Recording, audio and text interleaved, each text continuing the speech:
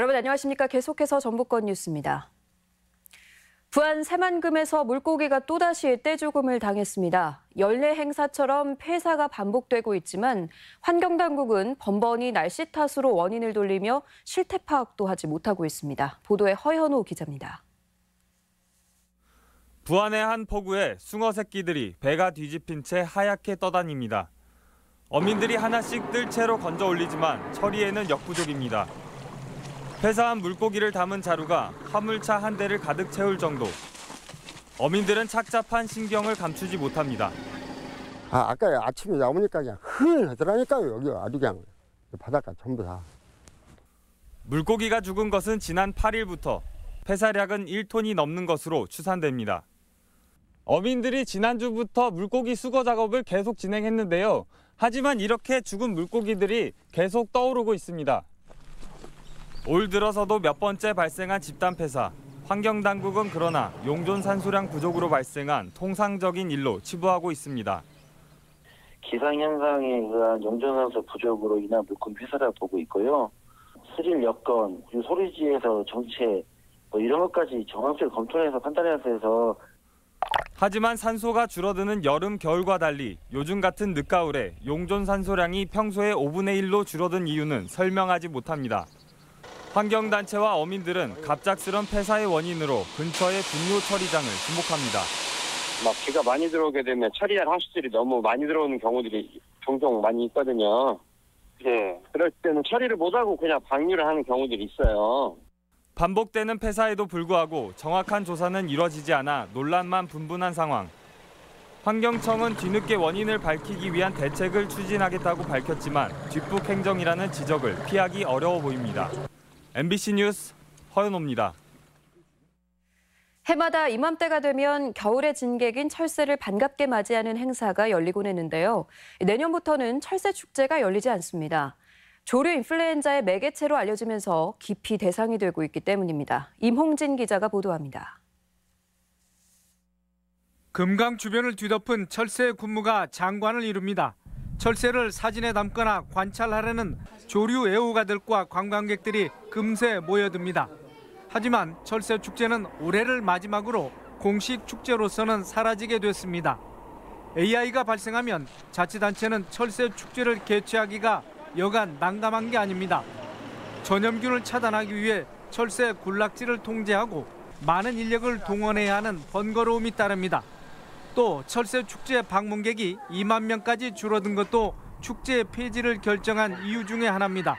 최근 철새로 인한 AI 때문에 부정적인 영향이 많이 있고 그로 인해서 관광객이 한 30% 정도 줄은 것 같습니다. 군산시는 지난해까지 14차례 철새 축제를 개최했고 수백만 명이 철새들이 연출하는 자연의 경이로움에 매료됐습니다. 따라서 철새 축제의 퇴장이 마냥 아쉽다는 반응도 있습니다. 철새에 따라서 너무 멋지고 이런 모습들이 너무 좋은데 또 없어진다는 그 사실이 저는 처음 알았지만 많이 서글프네. 군산시는 내년부터는 철새 축제를 폐지하지만 사계절 생태체험 프로그램을 통해 제한적인 철새 접근은 허용한다는 방침입니다. MBC 뉴스 임홍진입니다. 쓰레기 소각장 발전시설 백지화를 촉구하는 목소리가 높아지고 있습니다. 전주 고형연료 소각발전시설 백지화 대책위는 어제 전주시 만성동에서 제2차 촛불 집회를 열고 전주시의 구체적인 백지화 이행 계획을 요구했습니다. 대책위는 시장의 사과와 달리 담당 국장은 소각시설 설치를 막을 수 없다고 말을 바꿨다며 시민의 힘으로 유해물질을 배출하는 소각장을 저지하자고 주장했습니다. 민주당 전북도당은 동학농민혁명의 법정 기념일 제정으로 민주주의의 효시인 동학혁명의 의미를 대내외에 인정받게 됐다며 환영의 뜻을 밝혔습니다. 도당은 전주와 고창, 부안의 협력에도 박수를 보낸다면서 혁명의 세계사적 가치를 완성시키는 데 정치권도 함께 노력하겠다고 덧붙였습니다. 정부가 새만금을 일신하겠다며 추진하는 태양광 발전에 대한 논란이 적지 않습니다. 특히 발전단지가 내부 개발에 장애가 될 것이라는 논란이 대표적인데요. 오히려 정부와 전라북도는 새만금 매립을 가속화하는 촉매가 될 것이라는 입장입니다. 유룡 기자입니다. 2년 전 전라북도와 군산시의 반대 속에 건설된 5만 평 규모의 새만금 태양광 발전소. 연간 20억 원 이상의 수익이 발생하지만 납부하는 점 사용료는 불과 1억 원. 사업 초기에 약속했던 태양광 부품 공장 건설까지 중단되면서 먹튀 논란만 불렀습니다. 태양광 시설과 그다음에 제조 기업이 다 한꺼번에 이제 단계적으로 유치될 거로 생각하고 MOU를 체결했는데 이후에 이제 좀 사정이 생긴 거였죠.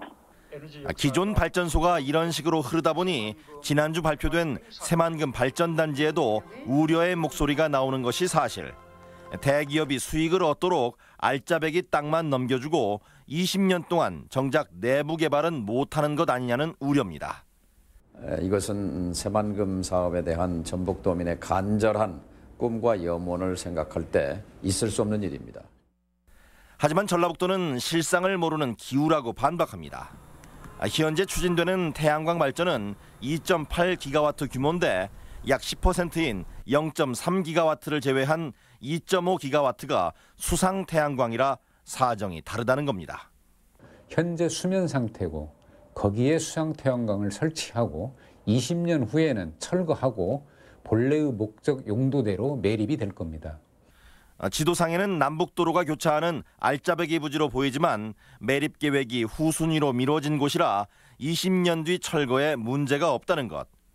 발전 수익 가운데 5천억 원 정도를 환수해 1조 2천억 원이 드는 국제협력용지 매립에 보태면 초속한 매립에 촉매가 될 것이라는 설명입니다.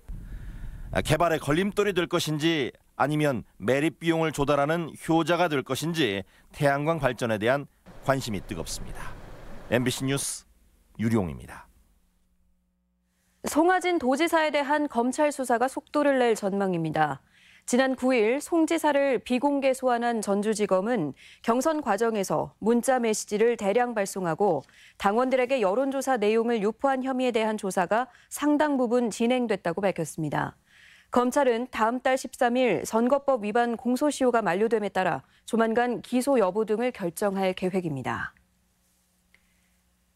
김제경찰서는 시동이 걸려있는 차량을 훔쳤다 버리기를 반복한 47살 A씨를 상습 절도 혐의로 구속영장을 신청했습니다. A씨는 지난 9일 만취 상태로 김제시 요촌동과 검산동 등지에서 1톤 화물차 석 대를 잇따라 훔쳐 타고 다니는 엽기 행각을 벌였습니다. 전주지방법원은 제자를 상습적으로 추행한 여고 교사 55살 A씨에게 징역 1년 2개월을 선고하고 80시간의 성폭력 치료 프로그램 이수를 명령했습니다. A씨는 지난해 군산 모 여고 교무실에서 진학 상담을 받던 제자의 허벅지를 만지는 등 7차례에 걸쳐 제자 6명을 추행한 혐의로 기소됐습니다. 도내 시 군 간 균형 발전을 위해 전라북도 산하기관 분산 배치가 다시 추진될 전망입니다. 전북권 뉴스였습니다.